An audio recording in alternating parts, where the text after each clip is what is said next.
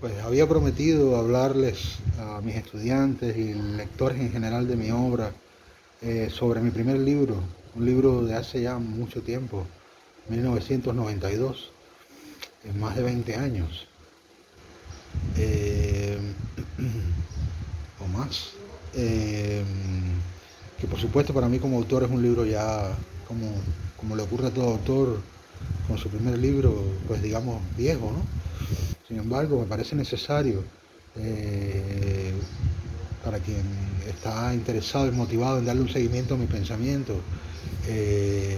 Y también en tanto hay una cierta lógica siempre en la obra de un autor, a pesar de los cambios y de lo vivido y de las experiencias, que se hace, digamos, eh, pues productivo, fructífero, tener una idea de lo que fue aquel primer libro. Bordes y desbordes del arte, sociología del transarte. Bordes y desbordes del arte, sociología del transarte es un libro que comienza situando la relación, digamos, podríamos hablar de George Herbert Mead, ¿verdad? Entre lo individual y lo social, entendida como una relación, digamos que en un principio se presenta como inmediata, ¿no? Es decir, todos somos un individuo y estamos frente a un mundo social y todos tenemos que lidiar con la relación entre ese yo social, que ese ser que somos, ese individuo que somos, ¿verdad? Ese self que somos, ese uno mismo que somos, y lo social como lo distinto a la persona, es decir, como aquello con lo que lidia lo individual, ¿no? Es decir, por un lado hay elementos de lo individual que están formados de lo social, como bien dice George Herbert Mead, por ejemplo, como ejemplificado en otros casos, creo que es bastante ilustrativo el ejemplo de la lengua, pues se hace indiscutible que la recibimos predada, tal cual como ella es en un idioma, independientemente al modo en que la usamos y la performamos ya en el generar sentidos y significados. Cuando enseñamos una lengua a nuestros hijos y la transmitimos, estamos enseñando un código que es el mismo tras generaciones, ¿no? Es decir, hay una gramática de la lengua que la hace preexistirnos y llegarnos predada desde el mundo social y cultural. En ese sentido decimos que estamos preestructurados o prehechos o preconstruidos por cosas que podemos considerar predadas, ¿no? Otras de las formas en que se nos presenta el mundo social a la persona o al individuo es eh, la dinámica misma de interiorizar. Es decir, en la misma medida en que nos vamos diferenciando y vamos aprendiendo a ser nosotros mismos, lo hacemos en contraste con y en relación a, diferenciándonos de los otros y de lo que nos hace, digamos, otros entre los otros, ¿no? Otro entre los otros, es decir, de lo que nos sitúa como objeto entre los objetos, como decía Jean Piaget, ¿no? De manera que la interacción que tenemos con lo social es importante para el proceso de individuación, es decir, ese individuo que somos se va formando y se va diferenciando a través de un discernimiento que interactúa desde el principio con lo social. Y como tal hay un embudo, una especie de proceso de traducción permanente entre lo individual y lo social, en tanto el proceso de individuación trae consigo tramitar lo social, ¿no? Y a la inversa, una vez que hemos procesado, interiorizado el mundo social y formado con él una individuación, hacemos lo contrario. Exteriorizamos hacia el mundo social los símbolos que devolvemos hacia ese mundo social una vez después de haber sido interiorizados. Por otro lado, también se nos presenta la relación entre individual y lo social a través de la experiencia, ¿verdad? Que sería la parte acumulativa. Es decir, aquello que conforma una memoria, un acervo que vamos acumulando, también tramita un lado de nuestra relación con lo social que vendría a ser el lado cultural. Pero estos despejes ya más centrados específicamente en entender el asunto en términos del self y lo social, tienen que ver más bien con mi libro El Self y el Acervo. Sin embargo, mi libro El Self y el Acervo lo dice desde el comienzo, retoma mi primer libro en algunos de sus aspectos, puesto que efectivamente la relación entre lo individual y lo social centra bordes y desbordes, que es mi primer libro. De modo que podríamos decir que este ha sido un tema recurrente en mí desde mi primera obra. Pero yo en ese libro no lo abordé, digamos, tan enfocadamente como lo estoy haciendo ahora, que lo estoy haciendo, digamos, un poquito más didáctico para ampliar un poco la temática al lector y al estudiante. Eh, en aquel libro yo simplemente, digamos, recuerdo, ¿no?, esta relación entre lo individual y lo social, lo relevante que es, y digo que es una relación que ha estado siempre permeada por una cierta presuposición de exterioridad, ¿no? Es decir, donde lo individual se considera externo o contrario a lo social y a la inversa, y donde tenemos poco material para entender cómo esas dos cosas se relacionan una con la otra, ¿no? Es decir, cómo pasa una en la otra. En este libro yo no analizo la manera específica en términos de una analítica de lo simbólico y de los procesos de interiorización que sitúe ya en un filosofar enfocado en ello, cómo se da ese paso de lo individual a lo social. Más bien solamente subrayo que es una relación que ha estado definida por una exteriorización remarcada, que hay poco material axiológico en el pensamiento filosófico y teórico para resolver los espacios de mediación entre un lado y el otro. Y un poco lo que sí enfoco es que las teorías sociológicas, las escuelas, las tendencias de la sociología en el siglo XX, las principales escuelas de sociología desde Comte hasta la actualidad en el siglo XX, que por lo general, como toda sociología, tiene primero que definir qué es para ella lo social, para luego establecerse como escuela, como tendencia, como metodología de esa forma de la sociología. Digo que las maneras como la sociología se ha discernido a sí misma en su propia fronterización disciplinaria ha estado muy relacionada a presuposiciones sobre cómo relacionar lo individual y lo social. Y hago esto para a continuación hacer un análisis reconstructivo de la relación, digamos, de la manera como desde las distintas orientaciones de la sociología ha sido abordado el tema, la problemática, aunque no necesariamente traída al primer plano del texto, pero presupuestamente en muchos casos y en otros de manera explícita, de la mayor o menor autonomía, por un lado, de la relación entre el autor y su obra frente al mundo social. Es decir, en qué medida y de qué modo las distintas escuelas han proyectado la imagen de cómo es esta relación vista ahora en términos de si es autónoma o no. Lo cual recae en una crítica y una analítica de las obras, es decir, o bien las obras son entendidas como, digamos, requeridas de o susceptibles de ser expuestas a una analítica que preste la atención sobre estructuras inmanifiestas, latentes, que no están del todo al alcance del autor de la obra y de la estructura misma de la obra como una estructura de intencionalidad expresiva y de significado.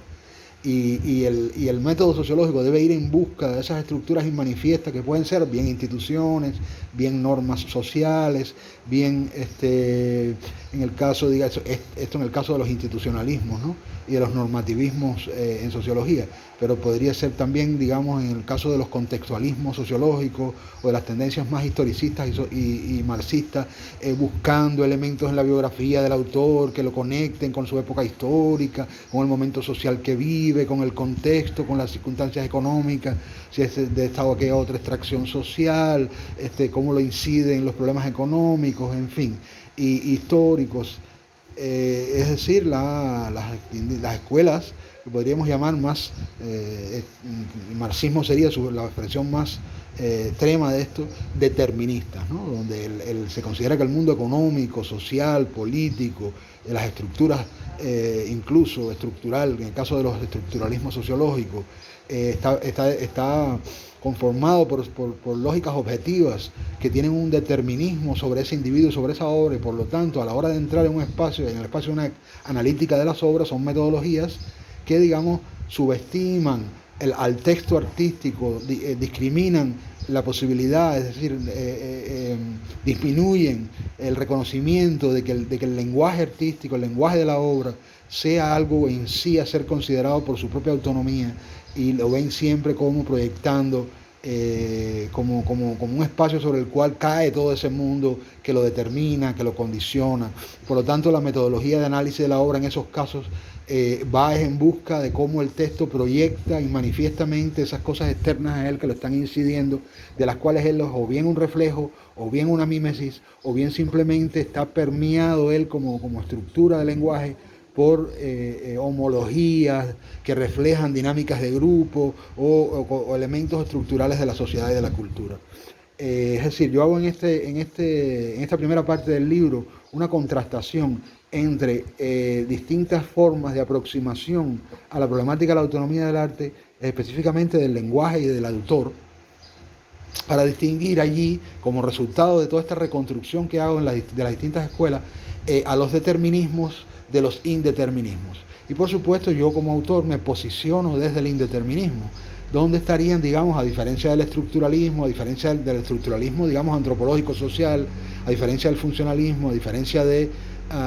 las sociologías institucionalistas, estadísticas, contextualistas e historicistas o materialistas dialécticas históricas del marxismo, que serían los determinismos, estarían las inclinaciones, digamos, más indeterministas, donde estaría la fenomenología, donde estaría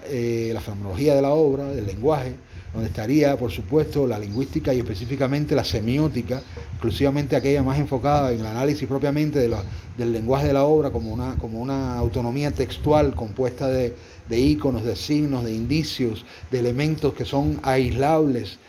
a través de sintagma y paradigma, de connotación y denotación, por lo que ellos son en sí mismos como fenómenos de lenguaje, per se al contexto, per se a los elementos condicionantes históricos, sociales y económicos, y hago también un recorrido de las distintas formas que ha adquirido las escuelas indeterministas, porque no todas son iguales, ni ven esa autonomía del mismo modo, ni la tratan en la misma forma. Hacer aquí la reconstrucción sería muy extenso, yo no puedo repetir el libro completo, habría que leer todo esto, hay un desarrollo muy rico sobre todos estos problemas, que incluso llega también a hacer lo que Charles Sanders Peirce llamaba la hipótesis abductiva, es decir, yo voy situando los parámetros, sujeto-objeto en que han situado las distintas escuelas de la sociología, para luego también en muchos casos desarrollar hipótesis abductivas, es decir, ¿qué diría frente a esto, digamos, tal orientación, qué diría esta otra? De manera que muchas veces son cosas que no siempre están del todo escritas desde el punto de vista de esas tendencias, pero un poco de una manera, si se quiere, filosófica, teórica, pero también al mismo tiempo de ilustrar estas tendencias, llevar a cabo un trabajo poco realizado, pero que tipifica la manera como estas tendencias, digamos, en unos casos han llegado a tratar y en otros, en muchos de ellos, no han llegado a abordar, pero está presupuesto en el modo como se acercan a la obra de arte, lo que yo entonces más bien ejercito, demuestro cómo sería abductivamente lo que dirían las distintas escuelas sobre este fenómeno, ¿no? Al final yo digo que por detrás está una presuposición de desigualdad interna, epistemológica, entre lo individual y lo social, que no ha resuelto ni en términos de un estudio fenomenológico de la subjetividad, ni mucho menos de la relación entre subjetividad y sistema de valores, es decir, axiología, espacio de la valoración, los tamices que ayudan a entender cómo es que se tramita esa relación de lo individual a lo social y a lo inversa, que sería la que ayudaría a no hacer tan contrastada la relación entre lo individual y lo social, y en esa misma medida a eludir la forma como se han limitado tanto los determinismos como los indeterminismos. Como decía, yo me sitúo del lado del indeterminismo, pero al mismo tiempo, ya incluso situado en una perspectiva indeterminista, también establezco como una especie de discusión con las maneras como el indeterminismo se ha aproximado al asunto, y frente a ello también, digamos, esgrimo, desarrollo, discuto mi propia perspectiva, que yo llamo multiaspectualizada en el libro, es decir, donde yo planteo que es necesario no trabajar con una idea del individuo ya predado, ni de lo social ya predado, sino con una idea del individuo configuracionalista, es decir, donde la fenomenología trabaje constructivamente, un individuo que está continuamente rehaciéndose, en la misma medida en que está haciendo obra, en que está trabajando con sentido, con significado, y al mismo tiempo una idea de lo social que también está todo el tiempo haciéndose, con lo cual entro en un espacio de fenomenología, de no metodología, pero que también esquiva ciertos lugares comunes en los que se ha parado la fenomenología tradicional del lenguaje y de la obra y del autor, para entrar en lo que yo llamo una perspectiva más prismática, multiaspectualizada y al mismo tiempo más compleja en la comprensión de este fenómeno. Luego, la segunda parte del libro se enfoca en el mismo problema de la autonomía del arte, pero esta vez para discutirlo no desde el punto de vista del autor, la obra y el lenguaje, sino desde el punto de vista del campo del arte. Es decir, acá entra el problema de que la autonomía del arte como un sistema de instituciones, o como le llama Howard Berker, mundo del arte, o como le llama Pierre Bourdieu, campo del arte, es un fenómeno relativamente joven. que principia con la historia de la formación del museo y de las colecciones, y que tiene una sociología muy nítidamente esbozable, ¿no? Que al mismo tiempo, no por haber llegado a una cierta especificidad, por ejemplo, en la obra de Peter Bürger, en el mismo Bourdieu, en el mismo Howard Berker, deja sin embargo de continuar siendo un tema polémico, la misma incierto, complejo, la misma consideración de si el arte, per se a todo lo que ha ganado en esa joven autonomía, es del todo autónomo o no, frente a otras instituciones de la modernidad, como los mass medias, como los sistemas de mediación en la formación del valor, como los mercados, como otros fenómenos de la postindustrialidad que han afectado de una manera decisiva incluso a las propias dinámicas de mediación del arte. Y yo pregunto, bueno, en esta parte del libro hago un examen, si se quiere, de nuevo también una reconstrucción de lo que al respecto de esta autonomía, digamos, esgrimen las posiciones indeterministas y las posiciones deterministas. De nuevo aquí, esto no lo hago por gusto, esto lo hago para, digamos, ofrecer, si se quiere, un espacio teórico de una nueva sociología que intente, sí, conciliar algunas cosas. Es decir, no es que yo trabajo en este libro sobre el fondo de la nada. Es decir, yo por ejemplo, asumo ciertos aspectos de la sociología simbólica de Bourdieu en su noción del campo, algunos aspectos como por ejemplo sus ideas de lo simbólico, algunos aspectos sobre el evitar el sustancialismo y el psicologismo en la manera de entender ese campo,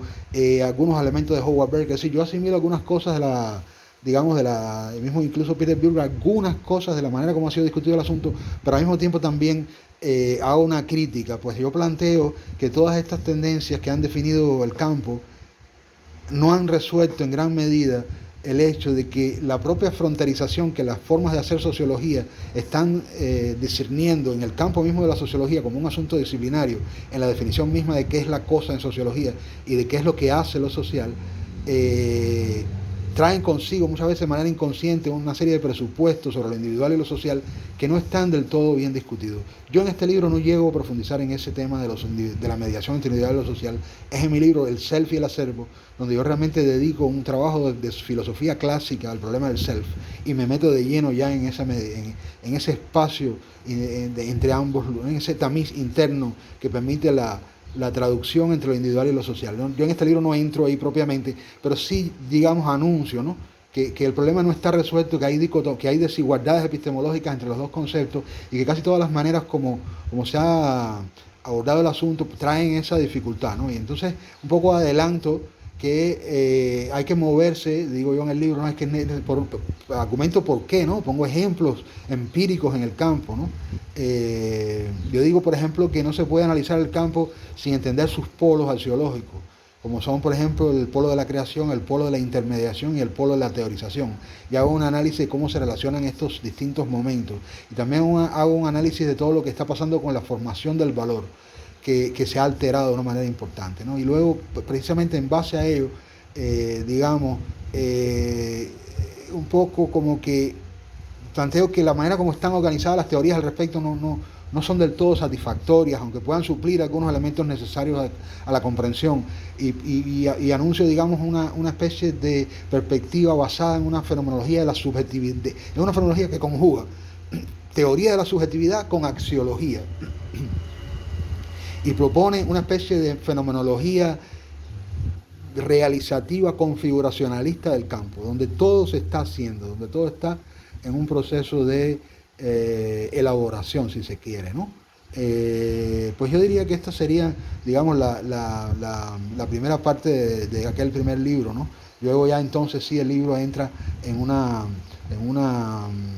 problemática que un poco de alguna manera es la que ya entra propiamente a la discusión de la modernidad, del arribo de la postindustrialidad, es decir, de los mass media, arranca con los problemas hegelianos, los problemas de Heidegger, es decir, es toda una reconstrucción al problema de cómo tratar el problema de la relación, los cambios, las reconfiguraciones de la identidad cultural, el arte y la cultura en las sociedades complejas, es decir, en las sociedades modernas, ¿no?, que han entrado en la posmodernidad, en la postindustrialidad, y hago como una reconstrucción de este problema desde Hegel hasta no es histórica, ¿eh? Yo no soy historiador del arte, ni mis metodologías son históricas. Yo no hace mucho le explicaba a una estudiante con la que voy a comenzar ahora mi curso en junio, en una conferencia introductoria que le di, que en la sociología y también en la antropología, pero sobre todo en la sociología, tenemos una manera de hacer metodología diacrónica sin caer en el historicismo ni en la historia. Es decir, nosotros podemos ir a través de Max Weber a revisitar procesos de formación de la subjetividad, por ejemplo, el proceso de formación de la racionalidad, de una manera enteramente sociológica. Así podemos movernos entre siglos a través de la sociología sin hacer historia.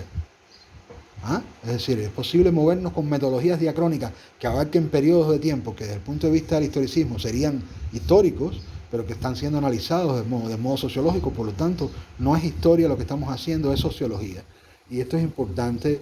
dejarlo claro. Estamos yendo sí al siglo XIX, pero no para historizar ni para hacer historia, sino para captar estructuras estables que se han vuelto reiterativas y se han ido diferenciando en el tiempo, y que en ese tiempo no tenemos historia, lo que tenemos es formaciones sociales que han ido evolucionando, que han ido cambiando. En términos de una determinada preparación de la subjetividad. Pues digamos que entonces aquí ya tendríamos que entrar en algo que ya está grabado en un siguiente video, de manera que voy a interrumpir aquí para una continuidad que comienza con la formación de la persona y del yo, ese yo que tenemos en Hegel, que tenemos en Kant, el cómo fue el proceso de llegar a ese individuo que somos en Europa, en una referencia que hago a Jean Dovinon, que es un sociólogo francés del teatro, a quien por cierto no menciono en el libro, pero que me valgo de él en la grabación que le sigue para un poco terminar de hablar del libro. Muy bien, creo que está bien por el momento.